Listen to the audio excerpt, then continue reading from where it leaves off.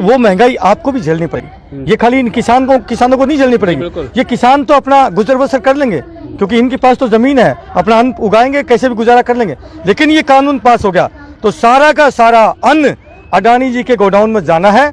जो 20-25 रुपए किलो आटा आज गरीब रेडी पटरी वालों को, सैलरी वालों को, नॉर्मल आदमी को जो मिल रहा है, जो बीजेपी वाले हैं, जो नॉर्मल वर्कर हैं, जिनको मिल रहा है, तुम लोगों को भी मेरे बीजेपी वाले भाइयों ये 80 रुपए किलो मिलने वाला है। और तब आप लोगों की आंखें खुलेंगी कि जो किसान है ये अपने लिए तो लड़ाई लड़ी रहा है, ये असली लड़ाई उन गरीबों की लड़ाई है और उन सैलरी होल्डर की लड़ाई है, उन बाकी 80 करोड़ लोगों की लड़ाई है जो जिनके पास खेती बाड़ी की जमीन नहीं है। साहब, आप लोग इतने मेरे साथी खड़े हैं, जहां तक मेरी आत्मा बोलती है, ये जो सरकार है ये वोट से नहीं बनी है, ये जीती है ईवीएम मशीन से। क्या मैं सही कह रहा हूँ?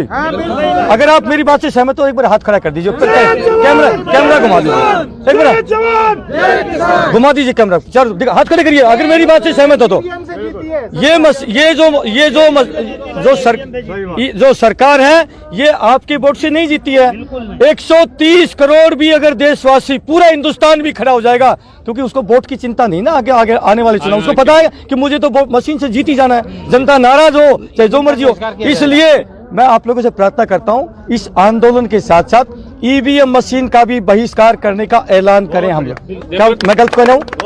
क्योंकि एक बार जब राम और रावण की लड़ाई हो रही थी तो श्री राम उसकी गर्दन काट रहे थे, तीर मारे गर्दन कट जाए, दोबारा जुट जाए, तो पता चला यार ये तो मर ही नहीं रहा।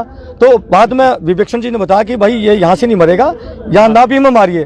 तो बीजेपी सरकार की जो नाभि है ना, वो ईवीएम मशीन है साहब। उस नाभि में आप लोग जो है, आप लोगों के हाथ में ये आंदोलन में इस मशीन को समाप्त करने का, मतलब यानी कि तीर मारने की जरूरत है। क्यों साहब गलत है?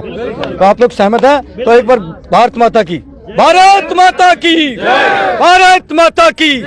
बिल्कुल, जिस तरीके से लगातार जो किसान आंदोलन को बदनाम किया जा रहा है, आज हमारे साथ एक्स सर्विसमैन आर्मी के लोग थे, बात एक मेजर साहब भी थे, कई लोगों ने साफ तौर पे यही कहा कि जो है सिर्फ बदनाम किया जाता है। हम खुद यहाँ पे बैठे हुए कई दिनों से वाच कर रहे हैं, हमें तो कोई पाकिस्तानी या खालिस्तानी या किसी चाइना के लोग हमें नहीं मिले। ये जो नेता है अपनी जो दाल गलाने के लिए, ये आंदोलन को बेकार करने के लिए सिर्फ हम इस आंदोलन को बदनाम कर रहे हैं। और जो है इस सरकार को जो नाभि वार करना पड़ेगा, और नाभि जो मेयर साहब ने बताया कि वो है ईवीएम, और इस आंदोलन के साथ साथ हमें ईवीएम का भी बहिष्कार करना पड़ेगा। अब देखने वाली बात होगी क्या सरकार इतने दिन के आंदोलन के बाद, जब आर्मी के लोग भी साथ आ चुके हैं, तो क्या सरकार अभी भी कानून समझाएगी या कानून वापस ले